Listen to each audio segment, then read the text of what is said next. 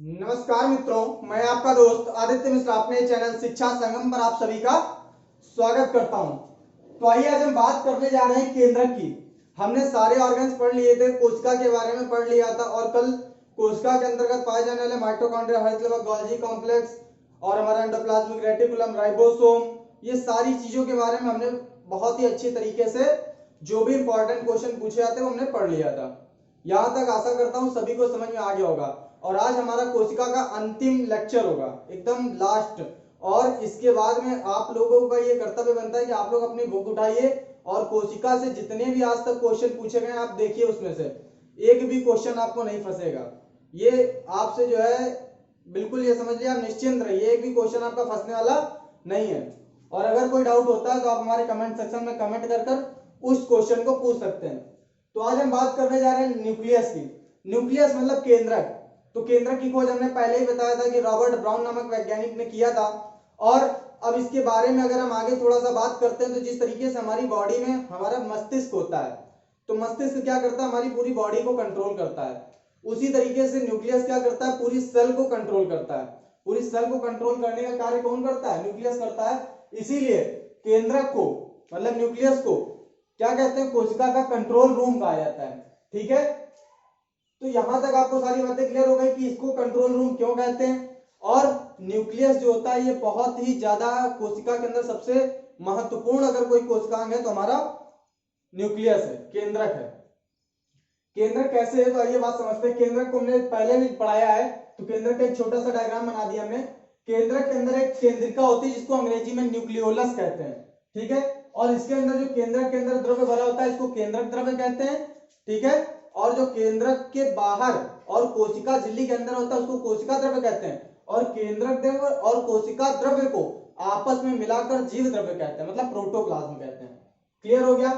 अब सबसे इंपॉर्टेंट अगर पार्ट होता है केंद्रक में तो क्रोमैटिन थ्रेड होता है। क्या होता है, क्रोमैटिन धागे। क्रोमैटिन धागे, जैसा कि हमने आपको पहले ही एक अमेजिंग फैक्ट बताया था कि अगर हम पूरे शरीर से क्रोमैटिन धागों को निकाल लेते हैं तो हम सूर्य और पृथ्वी को 100 बार लपेट सकते हैं। इतना पतला स्ट्रक्चर होता है, मतलब अगर एक स्वस्थ मनुष्य के शरीर से क्रोमैटिन धागे निकाल लिए जाए।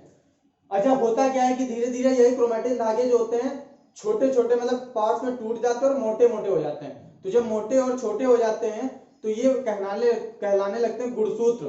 क्या कहलाने लगते हैं, गुणसूत्र। और गुणसूत्र की खोज अगर पूछे कोई पूछे गुणसूत्र की खोज किसने की थी तो स्ट्रॉसबर्गर नामक वैज्ञानिक ने किया था। अगर पूछा जाए गुणसूत्र का नामकरण किसने किया था तो वाल्डेरम नागेली ने किया था। दोनों क्वेश्चन में अंतर है, दोनों बहुत ज्यादा पूछे गए और दोनों ही इंपॉर्टेंट है। खोज पूछेगा तो स्ट्रॉसबर्गर, नामकरण पूछेगा तो वाल्डेरम नागेली। इसके बाद में बात करते हैं, मैंने बताया आपको गुणसूत्र के अंदर होते हैं डीएनए या फिर आरएनए। तो अब हम बात कर लेते हैं थोड़ा सा, अब यहां से हट के इधर आते हैं।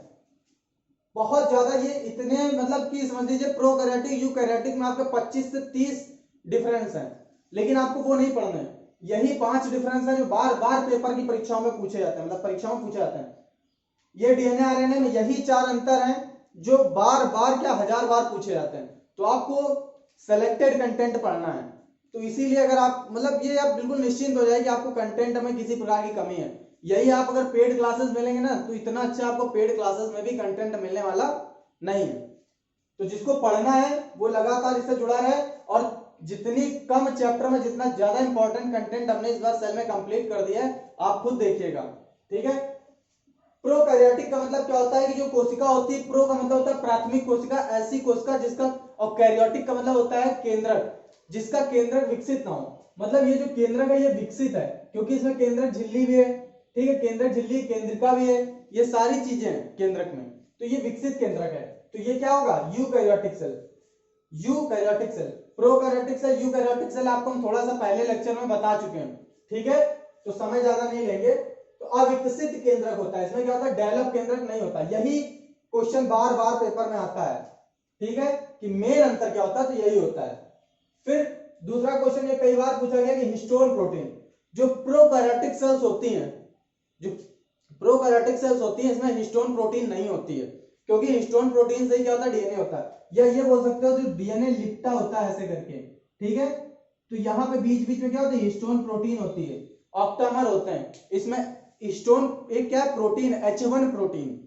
H1 प्रोटीन जो होती है ये हमारी हिस्टोन प्रोटीन होती है, सबसे बड़ी प्रोटीन यही होती है हमारी, ठीक है। तो हिस्टोन प्रोटीन क्या होती है, प्रोकैरियोटिक सेल्स में नहीं होती, जबकि यूकैरियोटिक सेल्स में हमारी हिस्टोन प्रोटीन पाई जाती है। यहां तक क्लियर हो गया। इसके बाद में क्या होता है, इसमें एक गुणसूत्र होता है और उसमें क्या होता है, कई सारे गुणसूत्र होते हैं। खैर ये अभी नहीं पूछा गया है कई बार। अब इसमें क्या होता है, झिल्ली युक्त कोशिकांग होते हैं। तो झिल्ली युक्त कोशिकांग का मतलब क्या होता है, जैसे मैं आपको माइटोकॉन्ड्रिया पढ़ाया था उसमें आउटर मेम्ब्रेन इनर मेम्ब्रेन पढ़ाई थी, है ना। आपको हमने एंडोप्लाज्मिक रेटिकुलम पढ़ाया, तो इसमें क्या होती है, झिल्ली युक्त संरचना होती है, बाहर से बंद होते हैं। आपको हमने माइटोकॉन्ड्रिया हरित लवक पढ़ाया, तो ये भी क्या होते हैं, इनके आउटर मेम्ब्रेन होती है। तो इसका मतलब इसमें झिल्ली युक्त कोशिकांग होते हैं, किसमें, यूकैरियोटिक में। लेकिन झिल्ली युक्त कोशिकांग किसमें नहीं होते हैं, तो प्रोकैरियोटिक कोशिका में। क्लियर हो गया। और जो केंद्रिका होती है, ये केंद्रिका ये प्रोकैरियोटिक कोशिकाओं में नहीं पाई जाती है, जबकि यूकैरियोटिक कोशिकाओं में पाई जाती है। अब सबसे ज्यादा इंपॉर्टेंट क्वेश्चन ये वाला हमारा, कि जो प्रोकैरियोटिक कोशिकाएं होती हैं, प्रोकैरियोटिक कोशिकाएं होती है, इसमें श्वसन किसके द्वारा होता है, तो मीसोसोम के द्वारा होता है। मीसोसोम के द्वारा क्या होता है, तो समझ लो ये कोशिका है, तो इसमें क्या होता है, एक ऐसा स्ट्रक्चर बन जाता है, ठीक है। अब ये जो धंसा हुआ स्ट्रक्चर है ये मीसोसोम कहलाता है प्रोकैरियोटिक कोशिकाओं में, क्योंकि इसमें केंद्रक तो होता नहीं है। तो अब क्या होता है कि इसमें श्वसन के लिए क्या होता है, मीसोसोम, ये धसी हुई कुछ संरचना होती है कोशिका झिल्ली में, तो ये क्या कहलाती है, मीसोसोम। और जबकि जब हम यूकैरियोटिक सेल्स की बात करेंगे, तो यूकैरियोटिक कोशिकाओं में हमने पहले ही कल आपको माइटोकॉन्ड्रिया पढ़ा दिया था, तो माइटोकॉन्ड्रिया को कोशिका का पावर हाउस कहते हैं, और बाकी सारी बातें हम कल इसके बारे में डिस्कस कर चुके हैं। तो माइटोकॉन्ड्रिया में यूकैरियोटिक सेल्स जितनी भी होंगी, इसमें किसके द्वारा श्वसन होगा, तो माइटोकॉन्ड्रिया के द्वारा। यहां तक बात आपको क्लियर हो गई होगी। अब बहुत ज्यादा कई बार पूछा गया डीएनए और आरएनए में अंतर, अगर डिफरेंस पूछता है तो इसी में पूछता है, ठीक है। डीएनए का फुल फॉर्म क्या होता है, डीऑक्सीराइबोज न्यूक्लिक एसिड, और आरएनए का फुल फॉर्म होता है राइबोज न्यूक्लिक एसिड, ठीक है। अगर पूछे डीएनए की खोज किसने की थी, तो फ्रैंकलिन नामक वैज्ञानिक ने किया था। जबकि अगर पूछा जाए डीएनए का मॉडल किसने दिया था, बी मॉडल, अगर डीएनए का मॉडल किसने दिया था, तो वाटसन और क्रिक ने दिया था, 1953 में दिया था। इसके लिए 1962 में इनको नोबेल पुरस्कार भी दिया गया था चिकित्सा के क्षेत्र में। इतनी बात क्लियर हो गई। तो आइए थोड़ा सा बात करते हैं डीएनए। डीएनए में क्या होता है, डीएनए कहां कहां पाया जाता है, ये बात हम आपको पहले ही बता चुके। देखो यही क्वेश्चन मिलेगा, केंद्रक में, हरित लवक में, माइटोकॉन्ड्रिया में, इसीलिए इसको स्वायत्त कोशिकांग भी कहते हैं, माइटोकॉन्ड्रिया और हरित लवक को, ठीक है। इतनी बात क्लियर हो गई। यहां पर क्या होता है, तो कोशिका द्रव्य या केंद्रक द्रव्य में पाया जाता है, और वो भी आरएनए पाया जाता है, डीएनए नहीं होता है। अब बात करते हैं डीएनए। डीएनए नाइट्रोजन क्षार, मतलब डीएनए में जो नाइट्रोजन क्षार होते हैं वो एडेनिन, ग्वानिन, साइटोसिन और थायमिन होते हैं। जबकि आरएनए में क्या होता है कि एडेनिन भी होता है, ग्वानिन भी होता है, साइटोसिन भी होता है, लेकिन थायमिन की जगह पर यूरेसिल पाया जाता है। यहां तक बात क्लियर हो गई। ये देखिए यही अंतर मेन पूछा जाता है कि यूरेसिल नामक नाइट्रोजन क्षार किसमें होता है, तो आरएनए में होता है। किसके स्थान पर, तो थायमिन के स्थान पर। बहुत इंपॉर्टेंट पॉइंट है।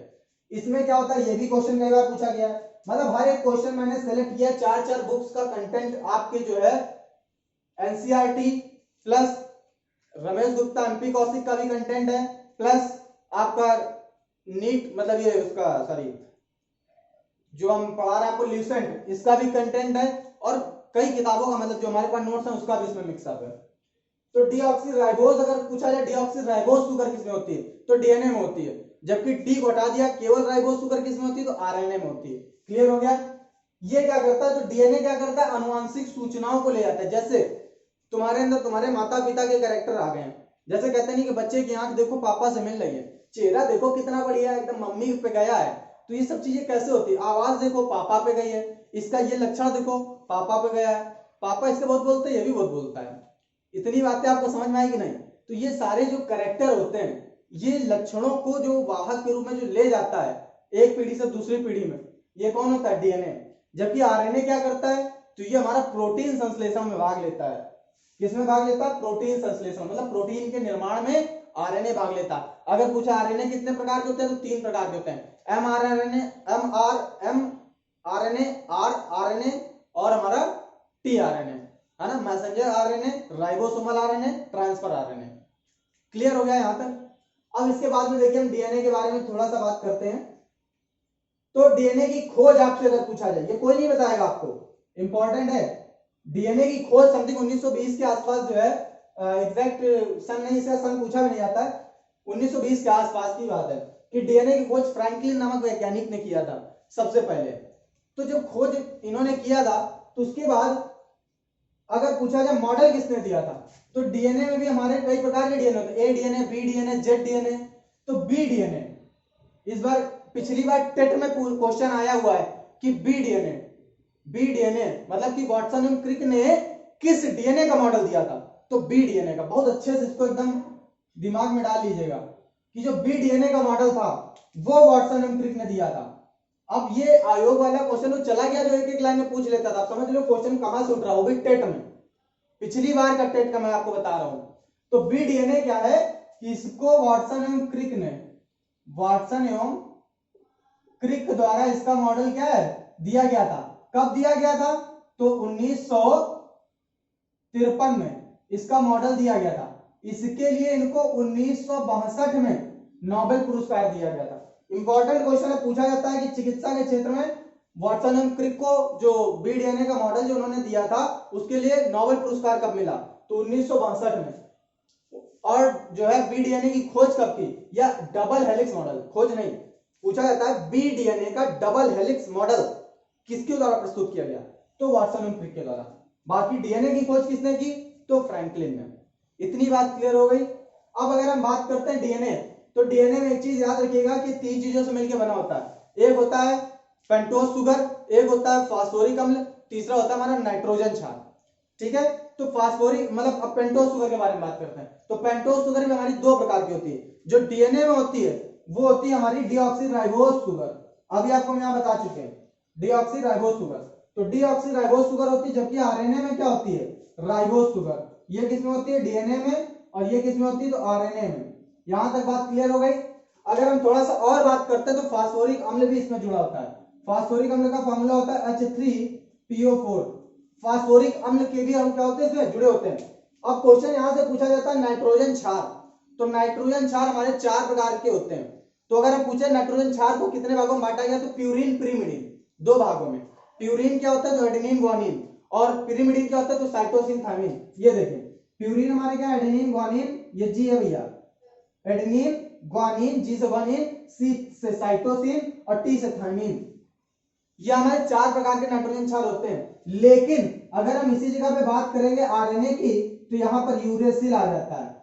आरएनए में क्या होता है, थाइमिन के स्थान पर यूरेसिल होता है, थाइमिन के स्थान पर यूरेसिल होता है। और एक चीज याद रखिएगा, एडेनिन हमेशा डबल बॉन्ड थाइमिन से जुड़ता है, और ग्वानिन हमेशा ट्रिपल बॉन्ड साइटोसिन से जुड़ता है। आशा करता हूं आप लोगों को यहां तक सारी बात बहुत अच्छी तरीके से समझ में आ गई होंगी, कोई भी डाउट नहीं होना चाहिए। अब एक बार जो है हम पढ़ाने गए थे, तो अब यह समझ लीजिए ये कंटेंट जो है अदर कोचिंग वाले अपनी पेड क्लास में जो है इसको कॉपी कर रहे हैं, समझ रहे हो। अगर अभी आप नहीं पढ़ रहे हो या फ्री में कंटेंट नहीं पढ़ रहे हो, तो फिर भैया आप जो है अपने माता पिता का पैसा बर्बाद करो, इससे ज्यादा और कुछ नहीं। बढ़िया आपको कंटेंट मिल रहा है, क्योंकि हमारा उद्देश्य यही है भैया देखो, अगर पैसे की वजह से हम डॉक्टर नहीं बने, हमारा मेडिकल का सपना नहीं पूरा हुआ, तो किसी और का जो है सपना ना टूटे।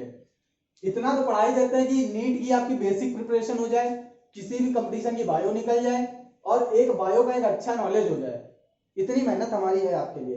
अब डीएनए की अगर हम बात करते हैं तो याद रखिएगा कुछ इस तरीके से मॉडल, जो बी डीएनए था उसका कुछ इस तरीके से स्ट्रक्चर था।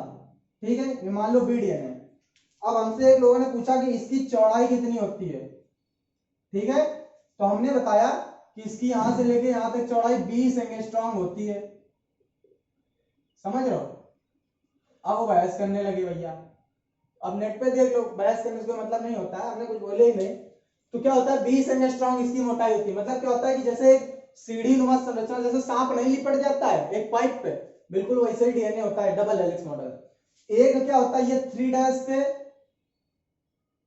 5 डैश की ओर होता है, और एक क्या होता है यहाँ 5 डैश से 3 डैश की होता है।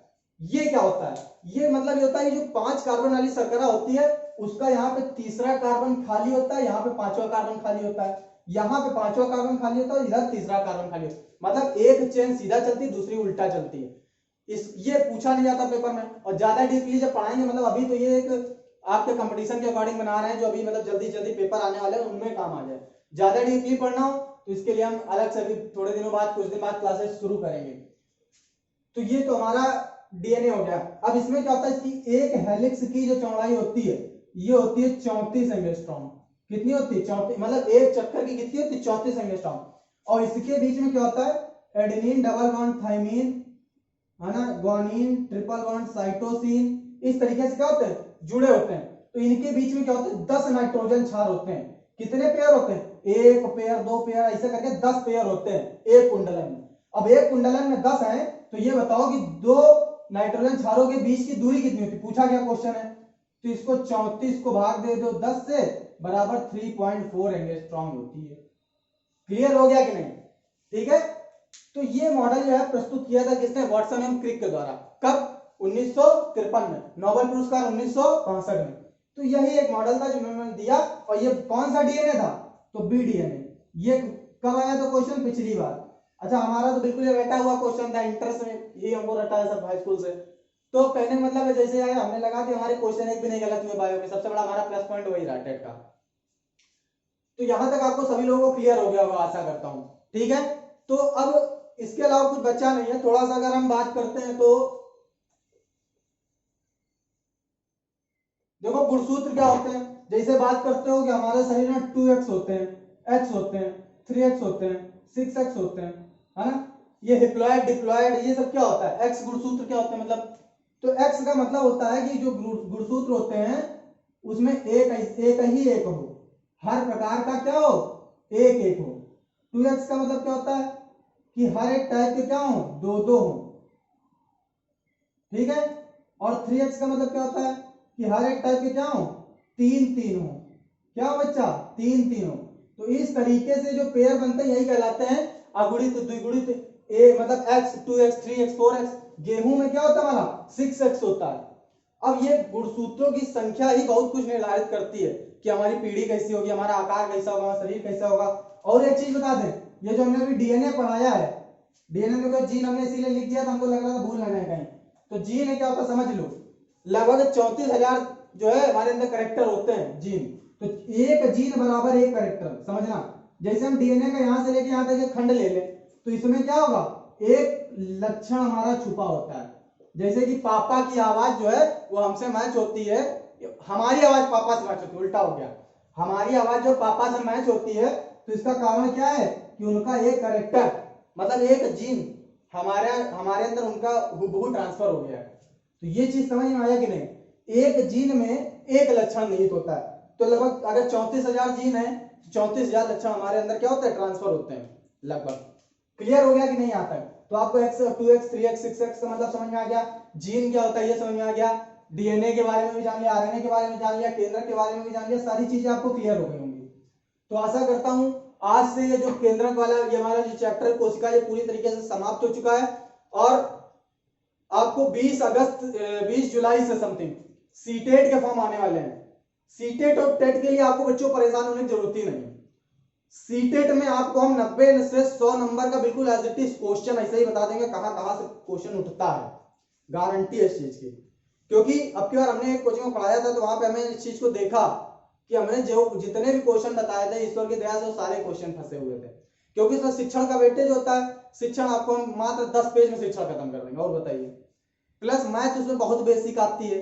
तो 90 नंबर लाना बहुत आसान है। और सीटेट अगर आप पास हो गए तो टेट की एलिजिबिलिटी आपको स्वतः मिल जाती है। तो इसके लिए अगर आप सीटेट के लिए बहुत ज्यादा मेहनत करते हो तो इतनी ज्यादा मेहनत करने की जरूरत नहीं, फालतू बकवास पढ़ना ही नहीं है। पढ़ो उतना जितने सफल हो जाओ। सबसे बड़ी चीज होती है कि पढ़ने से ज्यादा जरूरी है कि हमें क्या नहीं पढ़ना है, समझ रहे हैं ना।